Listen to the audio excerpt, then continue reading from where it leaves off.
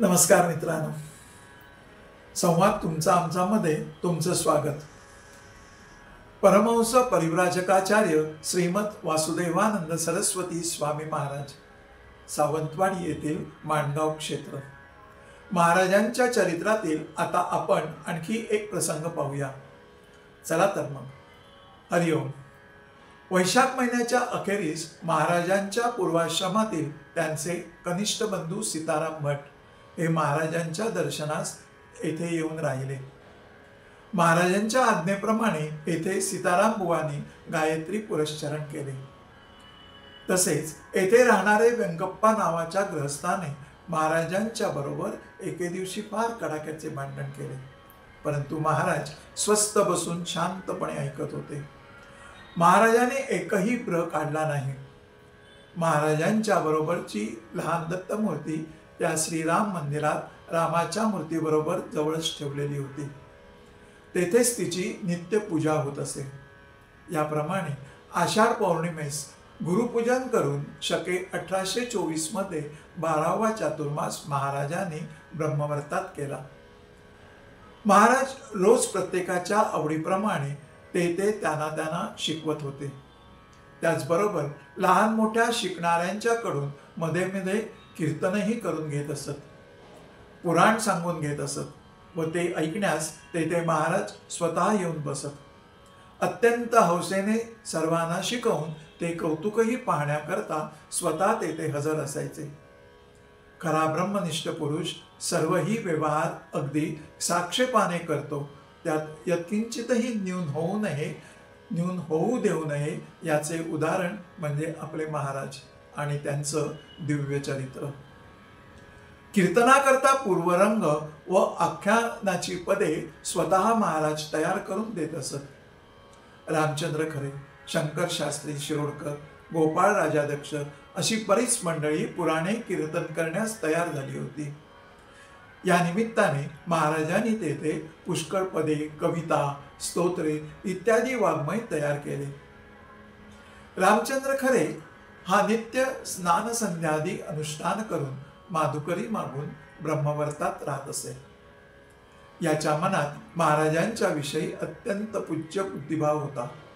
त्यामुळे महाराजांनी तयार केलेली आख्याने पूर्वरंग पाठ करून तो कीर्तन करीत असे. महाराजांच्या सान्निध्यातील शंकरशास्त्री शिरोडकर हे पुढे संकेश्वर करवीर मठाचे शंकराचार्य झाले. तर वालावल्ली येथील पूर्वाश्रमातील जयराम शास्त्री उपाध्ये हे प्रज्ञानानंद सरस्वती नावाचे संन्यासी ब्रह्मवर्तास महाराजांच्या बरोबर येऊन राहिले होते. सीताराम बुवांनी तर गायत्री पुरस्चरण केले होते. गायत्री मंत्र तसा तेजोबलासाठी सर्वश्रेष्ठ मंत्र आहे. या मंत्रात 24 अक्षरे, त्यांच्या देवता, त्यातील तत्वे, त्यांच्या तन्मात्रा, त्यासाठी कराव्या लागणाऱ्या मुद्रा आणि 24 न्यासस्थाने अशा रीतीने म्हटला जाणारा हा गायत्री मंत्र. मुक्ता, विद्रुम, हेम, नील, धवल अशा 5 रंगांनी युक्त गायत्री देवीच्या पंचमुखाचे वर्णन पुराणातून आलेले आहे.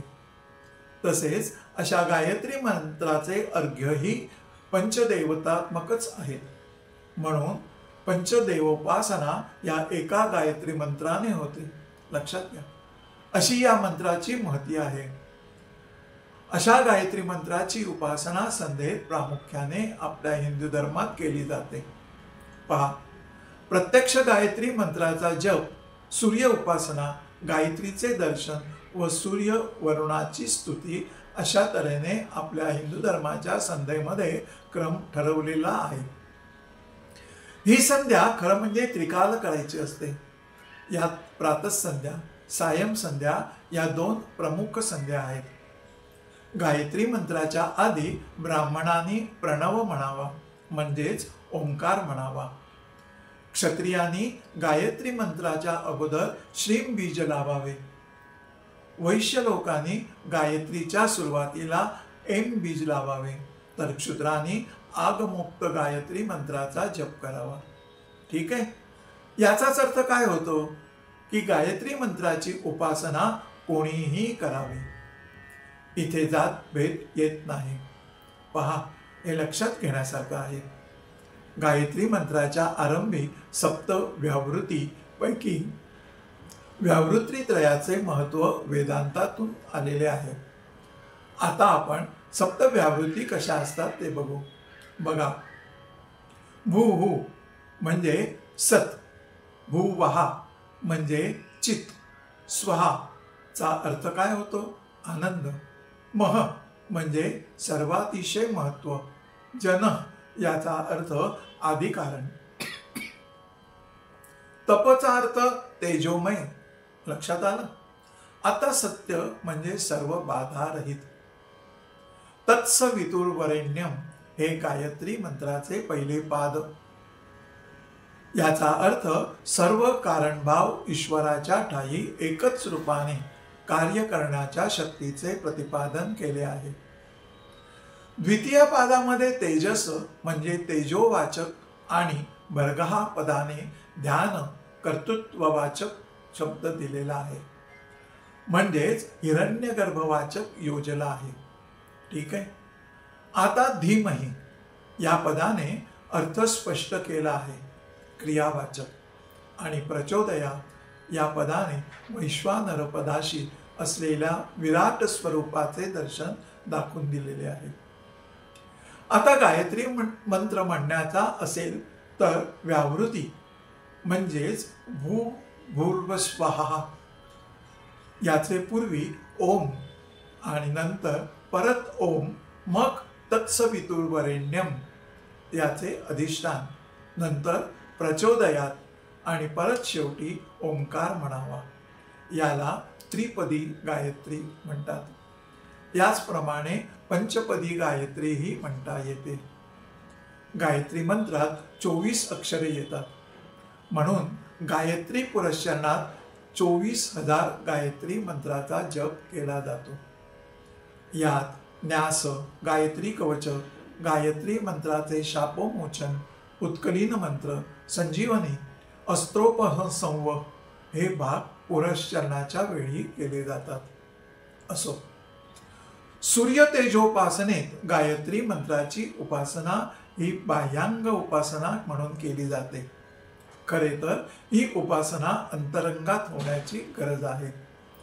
बाह्य अंतरंगात आपण दृश्य स्वरूपात असलेल्या तेजो स्वरूप सूर्याचे ध्यान करतो, परंतु अंतरंगात आपल्या हृदयस्थित म्हणजे ब्रह्मरंधात असलेले स्थान म्हणजेच स्वयं ज्योती स्वरूप.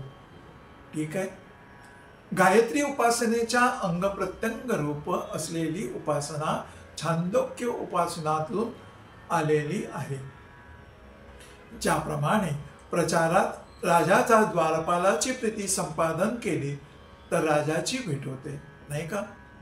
त्याचप्रमाणे प्राण, अपान, व्यान, उदान, समान हे चैतन्य ज्योती स्वरूप गायत्रीच्या ब्रह्मरूप स्वर्ग लोकाचे जणू द्वारपालच आहे.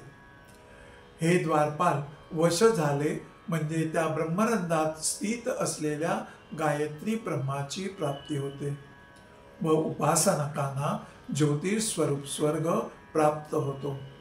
लक्षात आलं? असो, इथंच थांबू. पुन्हा भेटू आणखी एका प्रसंगामध्ये. नमस्कार.